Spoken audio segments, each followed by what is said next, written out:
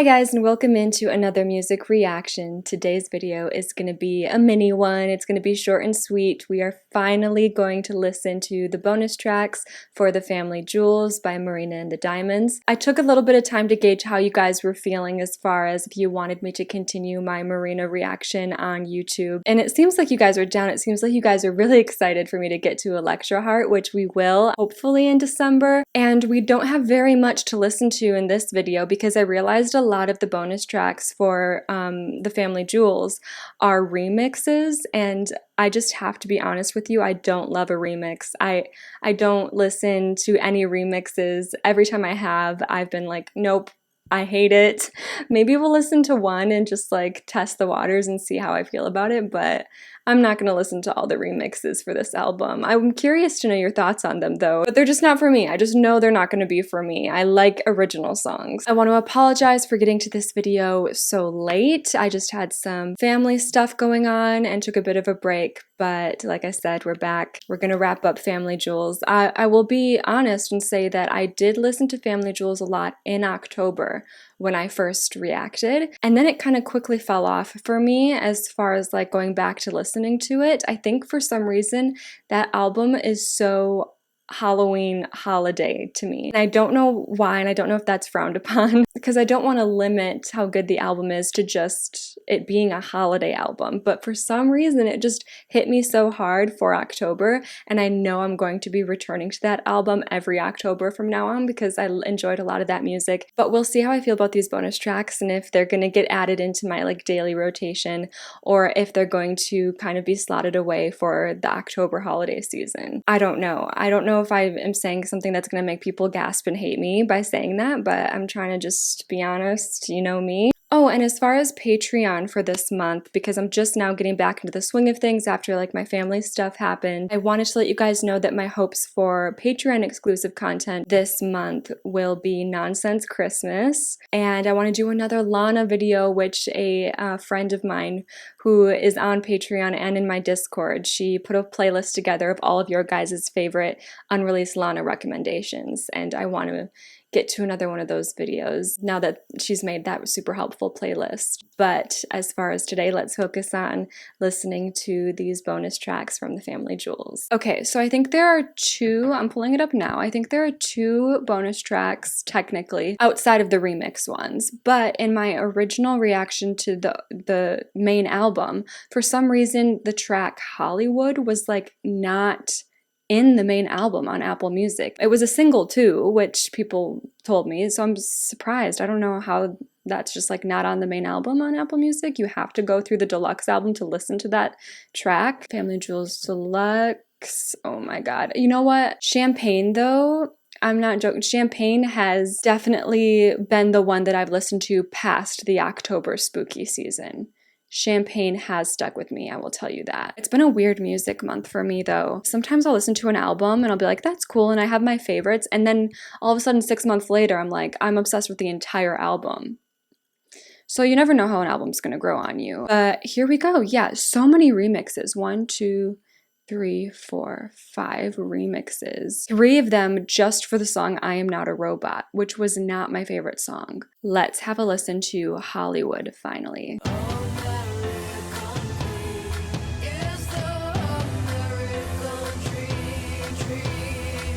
I love how, sorry that I'm pausing already, but I love that line just because of the lore behind it. I just think it's funny because American Queen is the American dream is very ironic given the fact that, you know, America became America because we wanted freedom from England, and they're all about the royal family, and we don't have royalty over here, but everyone secretly wants to be a queen, a king, even though that goes against what the foundations of the American dream became.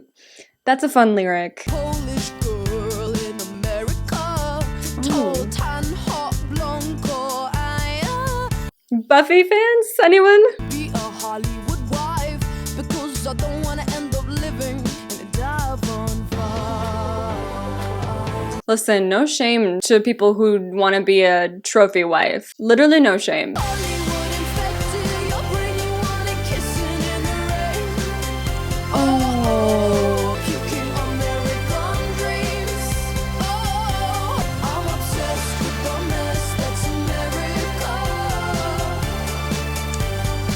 You know what? This is very Lana too. Idealistically, you know how Lana very much grew up idealizing America and the American dream. I don't know. I think a lot of people in entertainment are that way, or are trying to achieve that American dream. So it comes up as a theme pretty often in music, but this one's very on the nose. It also just is relatable in the sense of having big dreams when you're younger and then settling when you're older, which is a very scary thing for a lot of people.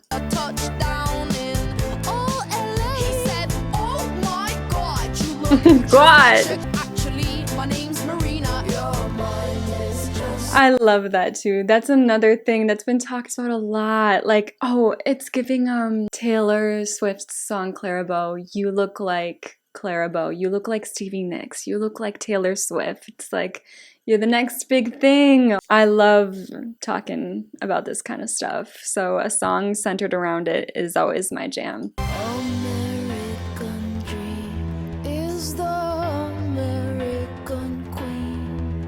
The dream is the queen. I love that. Everyone bows down to her. Praise for her. That was an amazing bridge. So simple. You guys know I love a simple but hard-hitting bridge. Well, yeah. This song also just...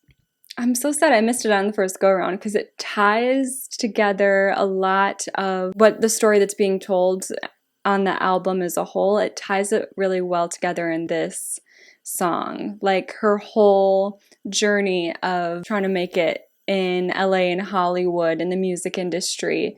It's wrapped up really well. I'm so mad that I didn't hear it with the rest of the album, but we've heard it now. I think it's a fun, like sonically it's fun. It doesn't stand out to me in the way that like the songs like Champagne or Mowgli's Road or Hermit the Frog did. This, though, feels very quintessential Marina for this era. Like it feels like it belongs on this album. It feels like it fits in really well. It's a story that is told a lot more often these days, but I hadn't heard it as much when this album would have come out. It wasn't something that was as talked about. So like I commend her for being so open about it. Then we're going to listen to the 2 official bonus tracks, which are Rootless and The Family Jewels.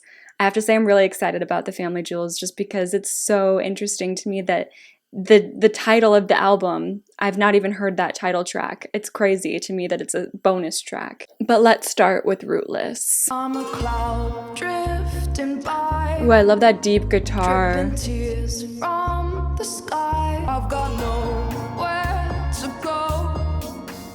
I'm a stray cat on the roam for a root, for a leaf, for a branch. Somebody that reminded them of me. Caught me cold so they could cut what there was left alone. I'm ruthless. Whoa. It feels like we're continuing the story of the album quite literally with this bonus track because this album was a whirlwind, right? And it ended on a very dark note with Numb. It ends with her really truly lost on who she is anymore and acknowledging that it's the industry and Hollywood that has done this to her, even though it's something that she idealized and had always worked for. It just like messed with her in a way. And it was something I think that she originally looked at as a obviously incredible opportunity and a way to find herself. And she came out even more lost by the end of this album. And this is continuing that. And this line, she's looking for a home sweet, no sweet home, for a root, for a leaf, for a branch, for a tree, for something, somebody that reminded them of me. Like she's looking for anything. Oh, it's so layered because it's like she's looking for something that will not just remind her of who she used to be, but she doesn't have that anymore. She doesn't even remember who she used to be. So she's just kind of looking for the second best thing, which is something that she knows other people viewed her as before, which she recognizes as better times. I don't know if I'm explaining that right because it's kind of really warped and sad and convoluted. In my soul, I understand, and I hope you do too, because that lyric is incredibly sad. And then her going into this chorus being like talking that she was cut at the root and she doesn't know who she was anymore. Those like the root of something, the root of a person, of a plant, makes them who they are. That is what created them. That's what keeps them alive. And that's gone now, she's saying. And she's only trying to find herself in reflections of how others used to see her. This one's really deep. Kingdom without a king, with no sense of belonging. She just keeps digging into it. Oh, I love the bells. I was thinking at the beginning of the song that it's kind of, it almost feels gospel-y in a way. There's something about it that does, and now the bells just are like reaffirming that for sure for me. Oh, she loves to slow it down for the bridge.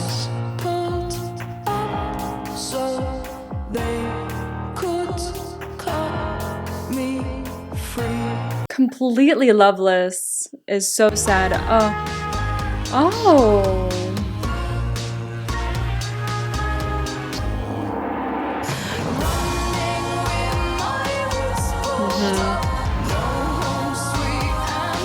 Oh, we're completely giving up. Yep.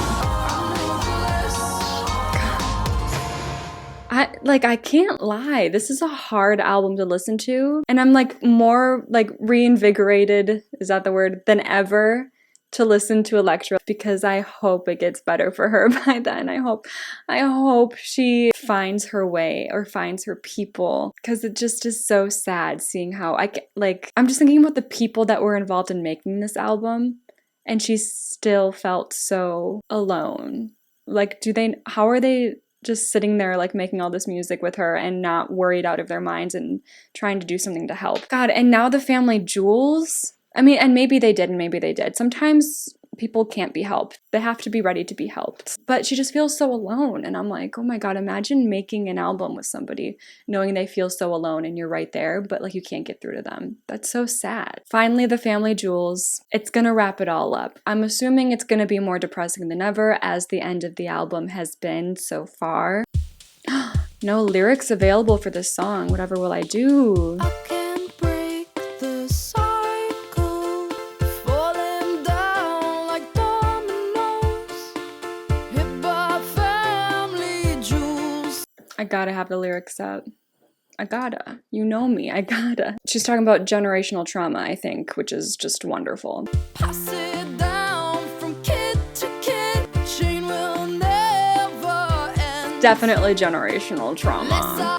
Ooh, don't you find it strange? Only thing we share is one last name. Oh no. Typical of me to put us all to shame.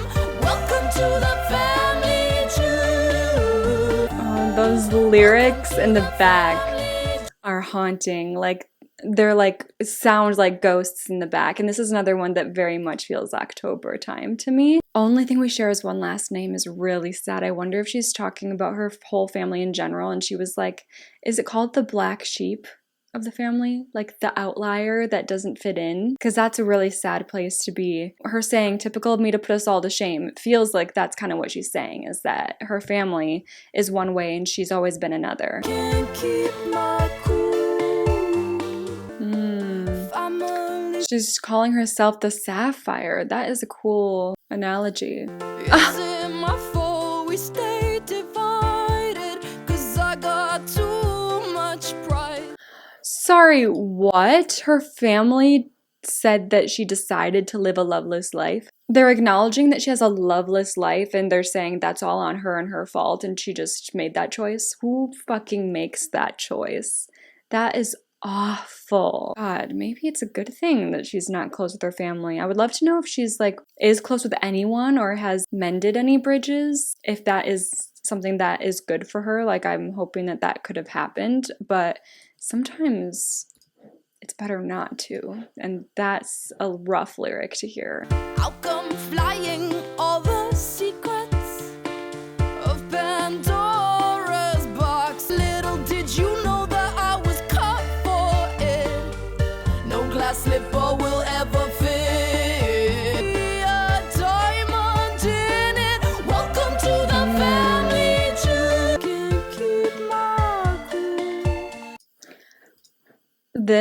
no glass slipper will ever fit because I never see a diamond in it, unlike the rest of her family. From everything I've heard in this album and what she's talked about referring to her family and just people in general, it seems like she thinks that her family prioritizes things that she deems unimportant, and they get frustrated with her for not prioritizing these things that they deem important.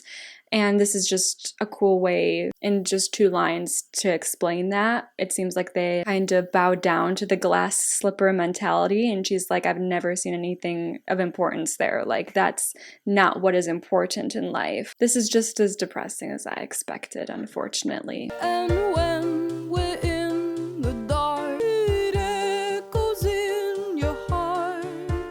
And when it beckons me to stay, and when we're in the dark, stay. Welcome to the family tree. I love how she went back into it there. And these background vocals are insane.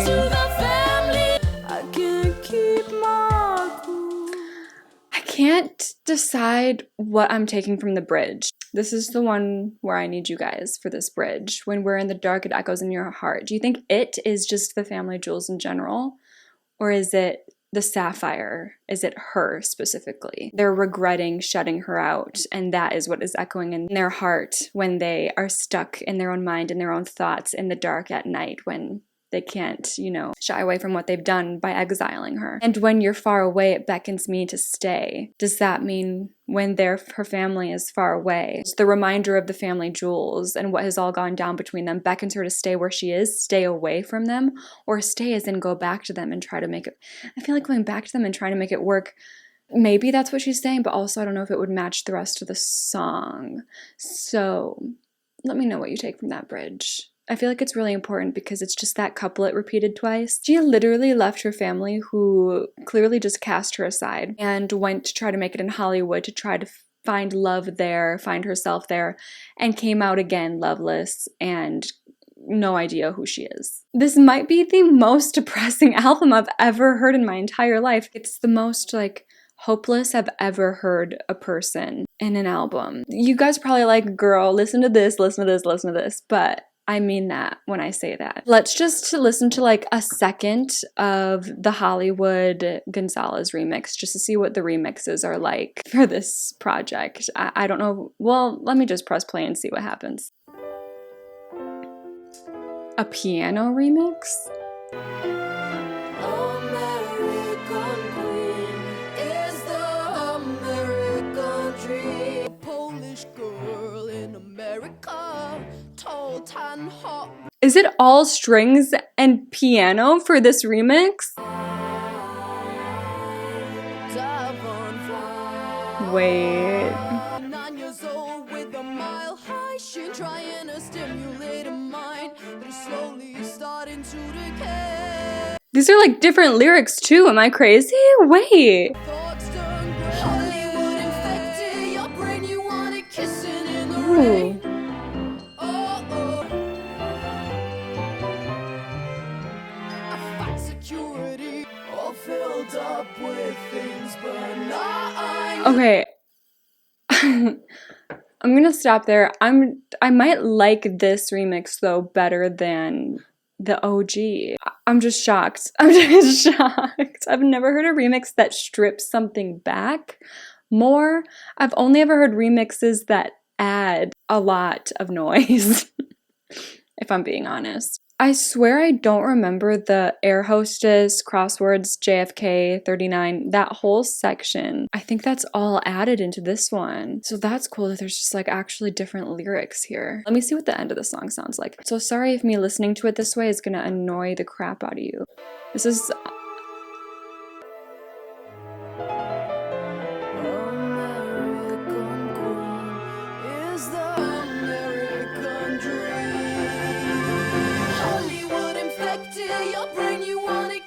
This is the better version.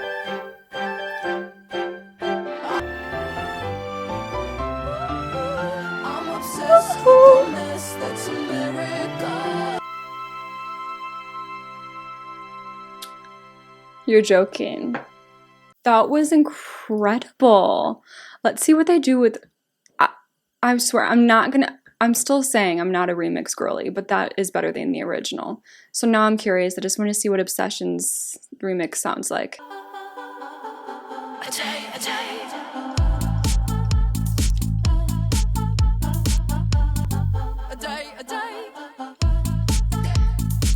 Okay. Wait, let me skip ahead a little.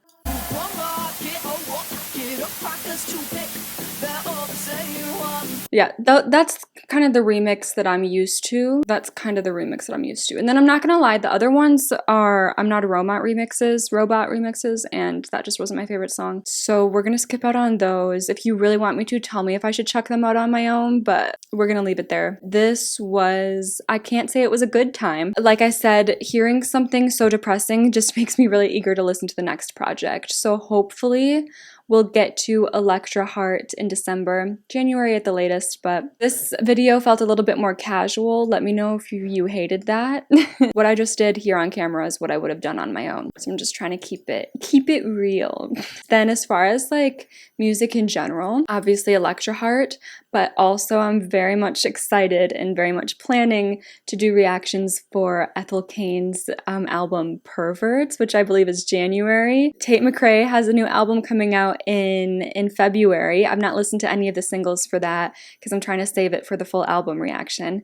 And then Lana has a new album coming out in May, which feels so far away. And I don't know, it might be hard for me to avoid those singles. That might be hard. So I might do videos for the singles either just on Patreon. I don't know. I've never done just like one song like single reaction before on YouTube. I don't know why that feels weird in my brain, but we'll see how that goes. We have some fun stuff lined up already for the new year as far as music goes. But in the meantime, yes, Electra Heart is next on our list. Thank you guys so much for watching, and hopefully I will see you guys next time.